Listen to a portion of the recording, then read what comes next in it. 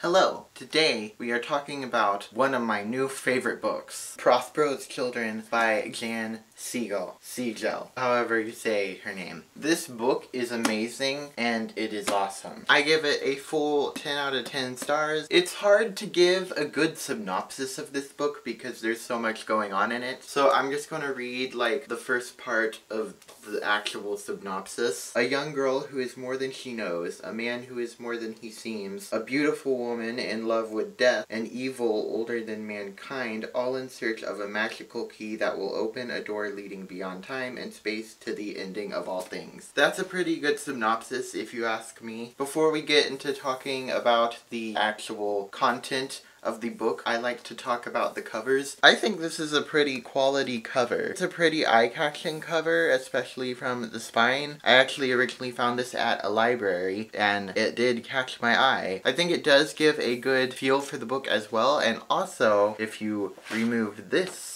you have a whole nother cover to talk about. It's blank on this side, but on this side, you get to see this big city, and then it has a quote on the top here. Something was lost long, long ago, before the beginnings of history. Few remain who would recognize it, fewer still who would know the secret of its use. I'd say it was a pretty A+ cover. If you're one of the kind of people that enjoy a good, slow-paced, atmospheric writing style where you can really get immersed into the world of the story, this is a really good book for that. The writing is very beautiful and creative. I feel like most of the creative aspect of this book was just in the way the author described certain things. The vocabulary in this book is also very, very rich, and even though I personally enjoy those two things, they do have their cons. There was an occasional paragraph or scene that I had a hard time seeing in my head or understanding what was happening because I didn't understand all the words she was using, or the writing was a little too flowery. I will also say that this book somehow like defies the laws of physics, because even though it's a really slow-paced writing style, there is a lot of story condensed into this 360 pages. Like, this is just the first book in a trilogy, and I feel like I read a whole trilogy reading this book. There's a lot of story in here, and I don't understand how this author made a slow-paced, not too long book with so much story in it. When I finished this book, I felt like I had just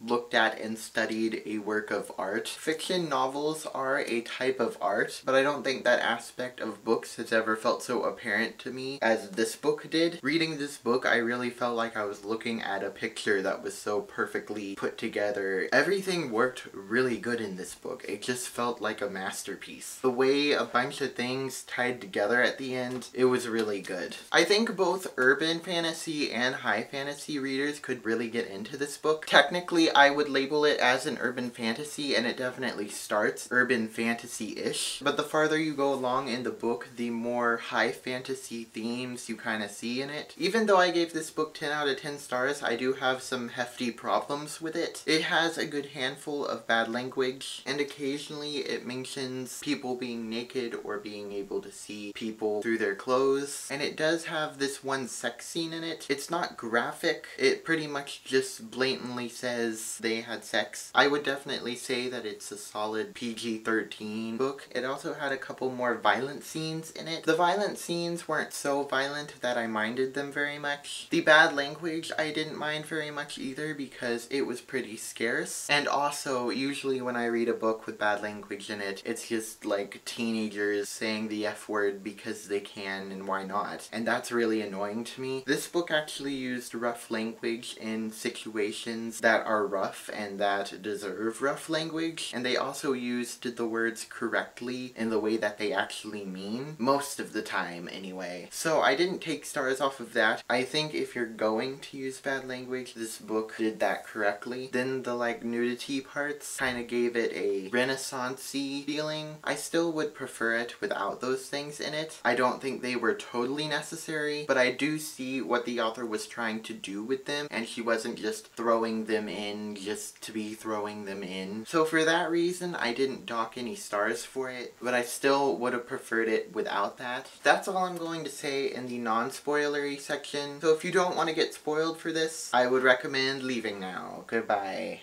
Hello people who have read this or don't care about it enough to avoid spoilers. This section of the video is specifically for you. This book is just so amazing. I didn't like the dad very much. I don't know if he's kind of just oblivious or he was magicked into being oblivious. After Allison died, he kind of stopped being oblivious a little bit. So maybe that was a magic thing. As soon as we figured out that as Mortis could possess people, I was terrified that the dad was going to get possessed. I really liked Rag and Bone. Rag and Bone is awesome. He's just the typical wise, sarcastic mentor character. You just want to underline everything that they say because it's all worth underlining. He just kept going back and forth between saying things that were extremely profound and saying things that were so sarcastic and witty, and it was just amazing. If this gets turned into a movie, the guy that plays Rag and Bone, he has some good lines to say. If this book wasn't already like so awesome, it also has a werewolf in it. I just was really happy when we got to the point where that pastor guy told them that Lou Gehrig's name meant werewolf and we figured out she was a werewolf. That was just so cool. I think that it's pretty clear that Rag and Bone is the wizard who turned her into a wolf. It just makes too much sense. An old wizard who burned out his power. Rag and Bone's a wizard who burned out his power. Him and Lou Gehrig are like companions. It just makes sense. I'm gonna be upset if Lou Gehrig isn't back in her human form by the end of the series. A lot of books just have two sides, good people and bad people, and it's just that very simple formula. But this book seemed to have like 20 different sides. There was like one good side and then multiple bad sides, and then they were all connected in weird ways. Allison's wanting to get the key as Mortis is wanting to get the key, and they're both trying to like trick the other one that they're working together, but they're both basically trying to use each other. It was so annoying when Fern agreed to go with Javert to dinner. Why? A 16-year-old girl going alone with a grown man you barely know to dinner alone? That's a stupid idea by itself. And of course it's a million times more stupid when you know that the man is an evil, powerful being. That's just so stupid. Why did you do that? And if that wasn't stupid enough, Fern willingly drank an alcoholic beverage while at this dinner. Why?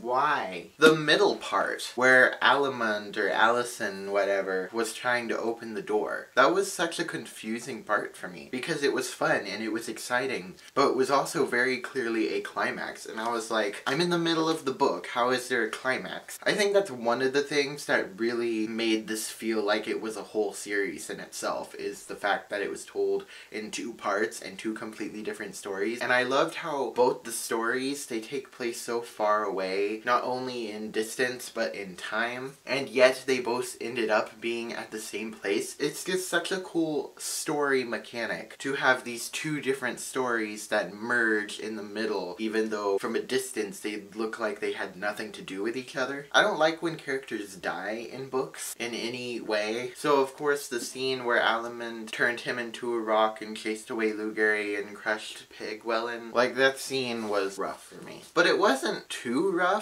because they weren't like dead.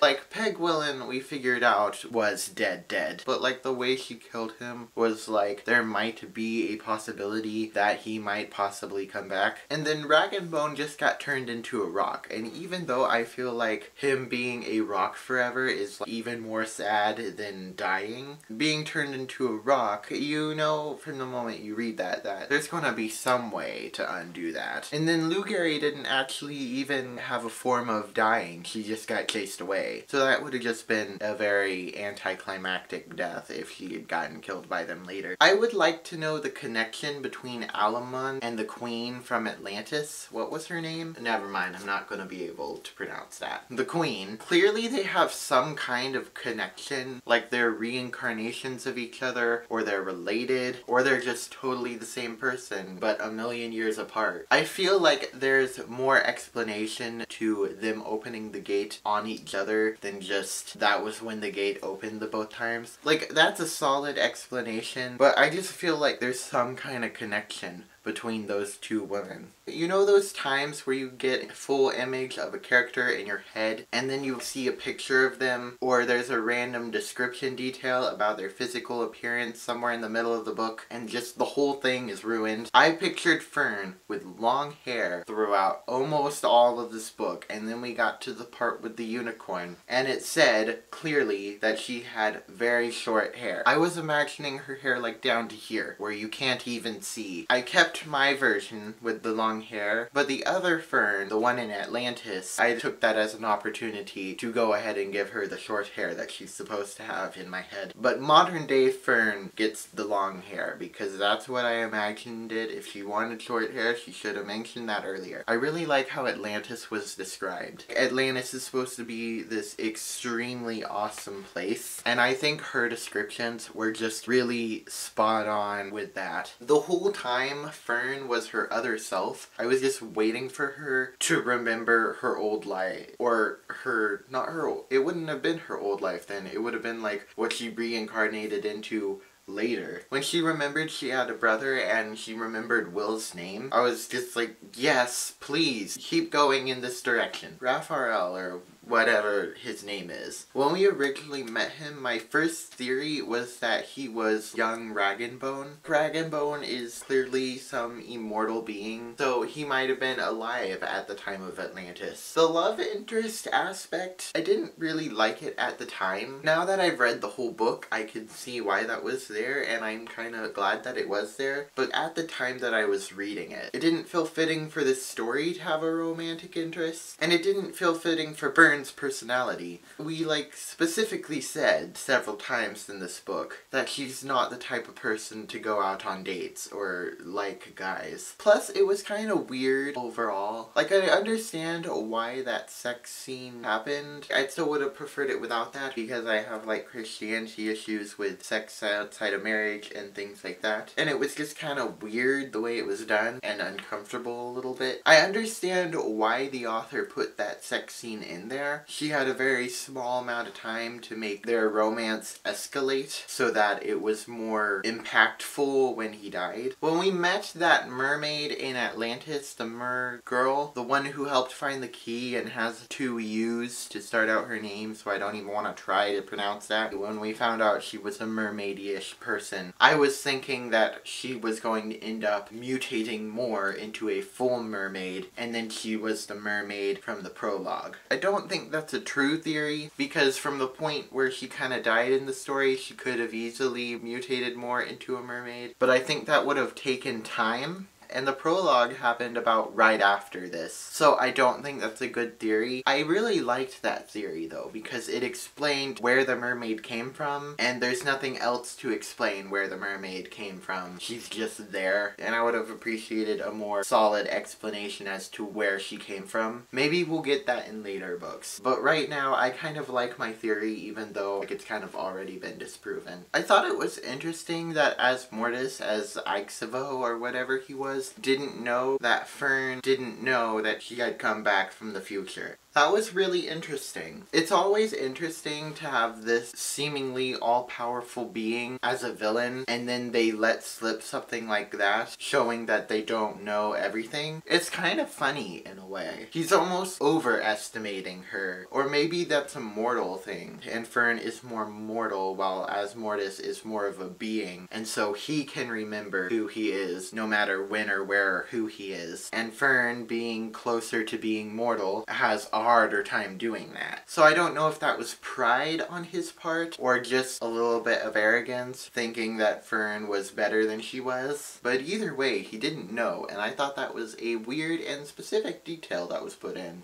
I like how this book implemented stuff in the beginning that didn't seem like they were going to be very important later, but then they became extremely important. Like the shipwreck in the prologue, that ended up being the climax. It didn't even cross my mind that that that shipwreck was going to come back and be more important. And the painting at the beginning, that ended up being extremely important. And I just thought it was like a device that the author was putting at the beginning. Just a little thing to start out with a cool description of a picture. But then it was super important later. When we got to the ending and it was official that he was definitely the person at the beginning of the book, it wasn't really like big sadness. It was more like a dull pain. Because the closer we got to that moment, the more it started becoming clear to me that that was what was happening. So I kind of saw it coming, but like when it actually happened, that was impactful. But since I'd seen it coming, it was more of a dull, bittersweet pain because that's sad, but also that's such a well-crafted story. I think the main thing that made me like really look at it as like a piece of art was the ending. I loved how it came back on itself and it ended at the beginning. That little clip that is like right before the prologue. I just loved that so much. That's all I'm talking about today.